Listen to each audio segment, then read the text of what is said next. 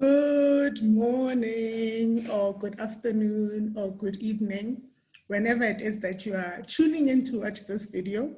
So really, this is part 3 of the EXA campaign. I am an engineer, and really, this is the last part of the campaign. So I really thought I would show my face, because for the previous 2 videos, I've been either sharing my screen.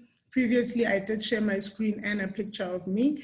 But in closing, it's only fair that I show my face.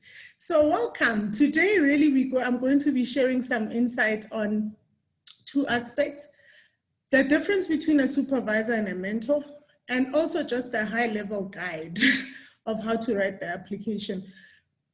There's so much to be said about how to write the application, but I'm going to try and share the key points that really should give you a good start in terms of writing that application.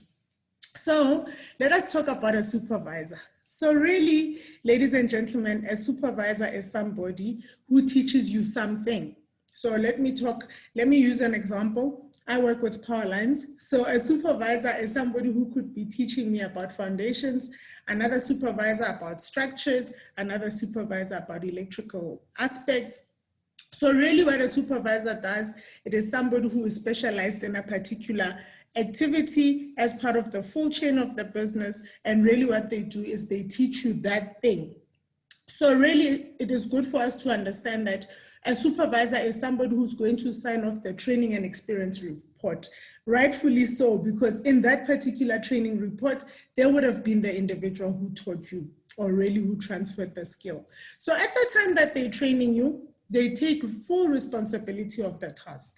So really a supervisor is somebody who's going to sign off your training and experience report. But in the same breath, let us understand that a supervisor can be a mentor and a supervisor can be a referee. There's so much to be said. So if you've got questions, just drop them below. I will respond to them. Also, I wanted to then iterate and say that a good way to divide, because a lot of candidates ask me, how can I divide my training and experience report? So a good way to divide your report is according to changing mentors. So if you go to a particular department, they give you a particular supervisor. You can write a TR for that particular training. And then what that supervisor does is they're going to sign off that training and experience report. Now let's talk about a mentor. So a mentor is somebody who is supposed to design a program. So the full program that is targeted at achieving the 11 outcomes. So a mentor does not necessarily teach you something. Of course, they can teach you something, but let us understand that a mentor is somebody, it's an umbrella. It's somebody who ensures that each and every task that you do as part of your training targets some outcome. You know, remember, you are given the first 2 years to build your competence, to be trained, to understand how these 11 outcomes impact engineering holistically.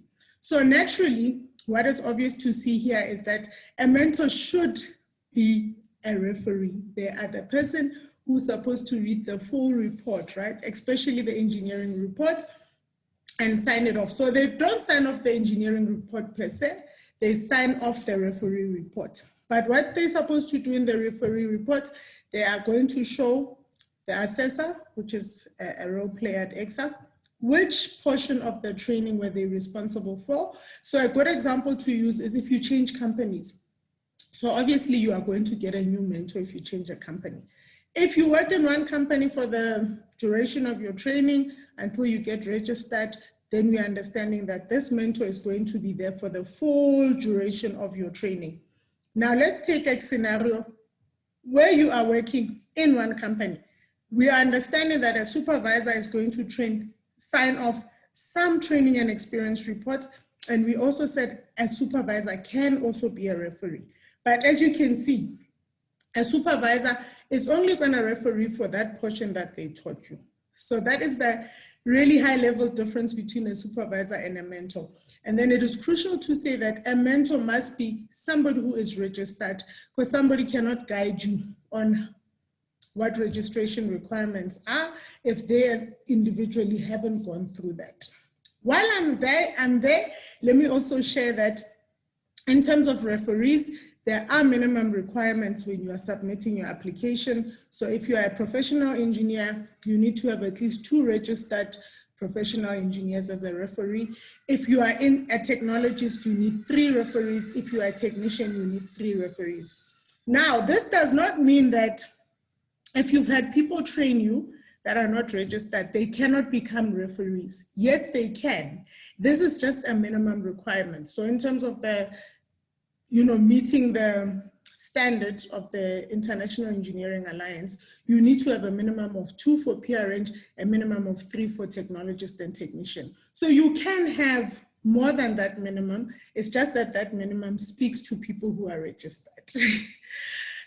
These videos are supposed to be less than 10 minutes, so it's difficult to transfer everything. But really, like I was saying, we can discuss below. Now, I just want to touch on tips of how to write the engineering report, more specifically, because that is evidence of your competence. Let me start by saying the application form is made up of predominantly 2 parts: the training and experience report and then the engineering report. A good way to understand the training and experience report, it is evidence of how you built your competence.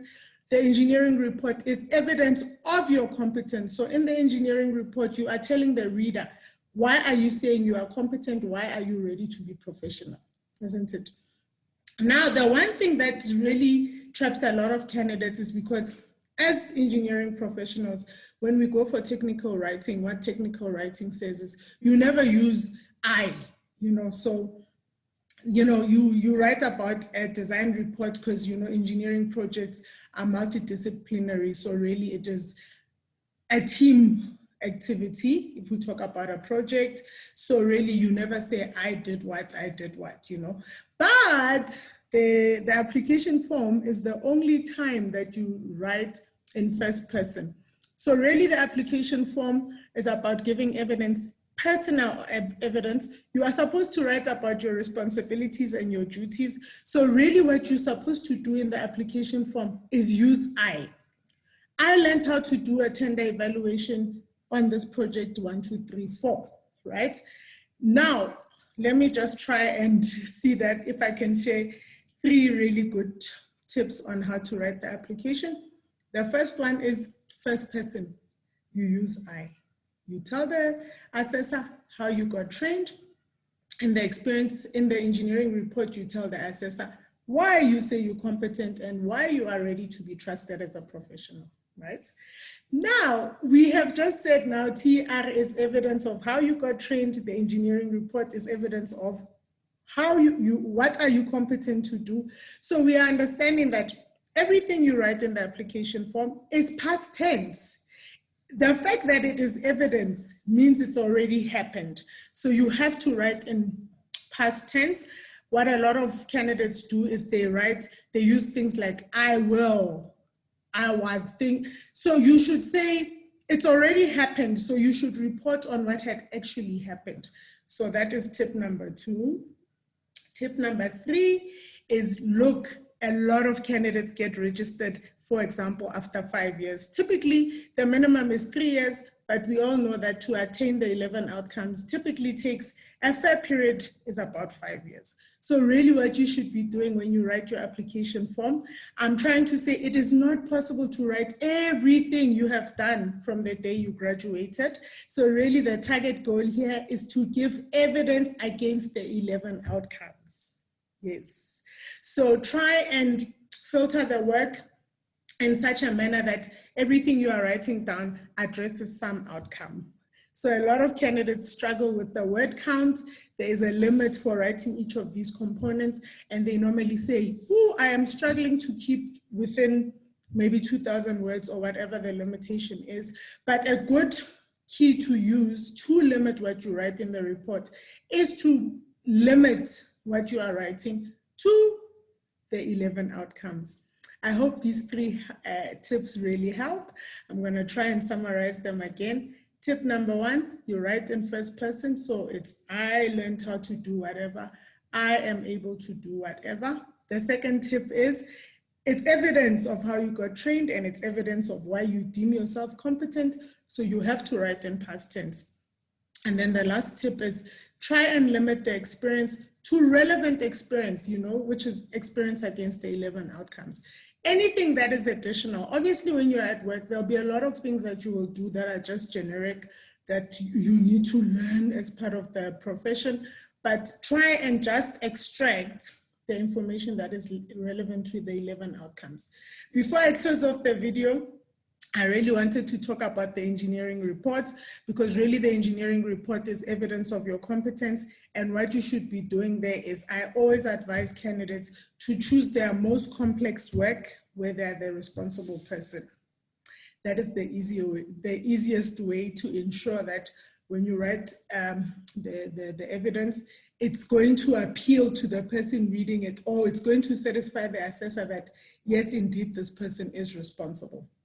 And really, in closing, I wanted to say, for the core outcomes, you have to be at responsibility level E. So what really this means is that you are fully responsible. You are operating at the level of a registered person.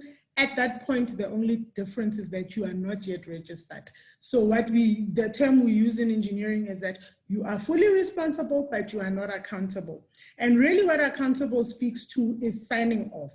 So yes, you can offer solutions that make people's lives better, but until you are professionally registered, you cannot sign off those proposals and solutions that you offer in industry. After you register, now you are accountable, you are able to do these things, you are able to sign them off. And obviously what's coupled to that is, abiding to the code of conduct. I really tried to make this video as short as possible. I hope you will find it really useful, but really there's so much to be said. So what I hope will happen with this video is that you will drop your comments below, and then myself and Exa will be sure to respond to them. I want to say, have a good day, good morning, good afternoon, good evening, whenever it is you watch this video. And really for me, I hope it empowered you, and you at least finish this however many minutes it is, feeling that you've learned something new. Thank you so much. Bye.